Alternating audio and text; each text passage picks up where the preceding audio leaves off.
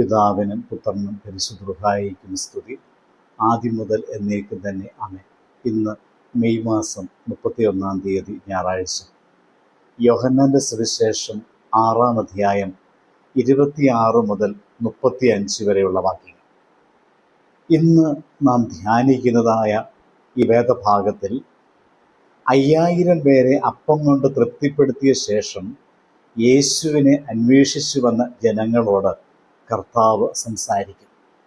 അവർ യേശുവിനെ അന്വേഷിച്ചത് ആത്മീയ ദാഹം കൊണ്ടല്ല, വയറിൻ്റെ വിശപ്പ് കൊണ്ടായിരുന്നു.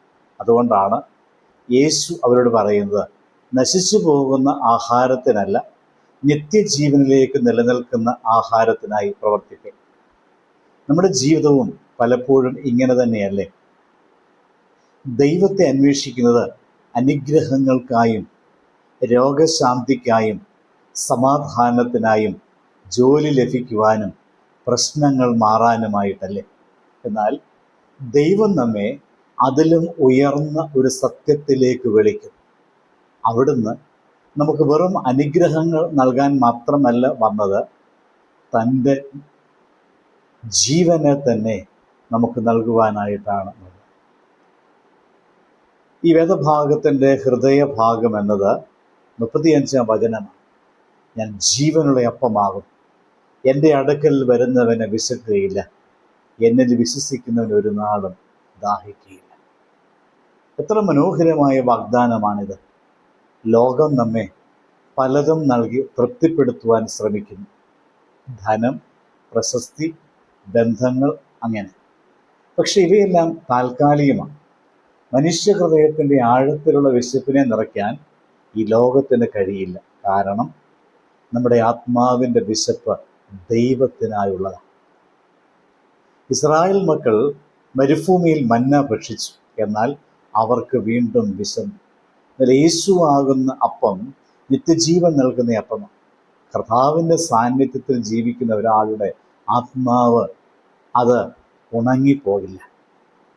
ലോകത്തിൻ്റെ കൊടുങ്കാറ്റുകൾ വന്നാലും അവൻ്റെ ഉള്ളിൽ ഒരു ദൈവിക സമാധാനം നിലനിൽക്കും. ആത്മാവ് തളർന്നു പോകുകയില്ല. ഇത് നാം നമ്മോട് തന്നെ ചോദിക്കേണ്ടത്, ഞാൻ യേശുവിനെ അന്വേഷിക്കുന്നത് എന്തിനു വേണ്ടിയാണ്? അവിടുത്തെ കയ്യിലെ അനുഗ്രഹങ്ങൾക്കായിട്ടോ അതോ അവിടുത്തെ തന്നെ ആയിട്ടാണോ ഞാൻ യേശുവിനെ അന്വേഷിക്കുന്നത്? ദൈവം നമ്മെ തൻ്റെ അടുക്കിലേക്ക് വിളിക്കും. വിശക്കുന്ന ആത്മാക്കൾക്ക് ജീവൻ്റെ അപ്പം നൽകാൻ, തകർന്ന ഹൃദയങ്ങൾക്ക് പ്രത്യാശ പകരാൻ, ശൂന്യമായ ജീവിതങ്ങളെ നിറയ്ക്കുവാൻ യേശു ഇന്നും നമ്മുടെ ഇടയിൽ നിലകൊള്ളുന്നു. ഒരു ചെറിയ സത്യം ഓർക്കുക, വയറിൻ്റെ വിശപ്പ് അപ്പം കൊണ്ട് തീരും, ആത്മാവിൻ്റെ വിശപ്പ് യേശു കൊണ്ട് മാത്രമേ തീരുകയുള്ളൂ. അതുകൊണ്ട് നമുക്കിന്ന് കർത്താവിൻ്റെ അടുക്കിലേക്ക് വരാം. അവിടെ നൽകുന്ന ജീവൻ്റെ അപ്പത്തെ സ്വീകരിക്കാം.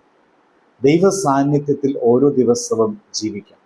അപ്പോൾ നമ്മുടെ ജീവിതം വെറും നിലനിൽപ്പല്ല, ദൈവിക തൃപ്തിയുള്ള ജീവിതമാണ്. പ്രാർത്ഥിക്കാം. പരിശുദ്ധനായ കർത്താവേ, ജീവൻ്റെ അപ്പമായ യേശുവിന് ഞങ്ങൾക്ക് നൽകിയതിനാൽ നന്ദി. ലോകം നൽകാൻ കഴിയാത്ത സമാധാനവും തൃപ്തിയും ഞങ്ങളുടെ ഹൃദയങ്ങളിൽ നിറയ്ക്കണമേ. ഞങ്ങളുടെ ആത്മീയ വിശപ്പും ദാഹവും അങ്ങയുടെ സാന്നിധ്യത്തിൽ നിറയ്ക്കണമേ.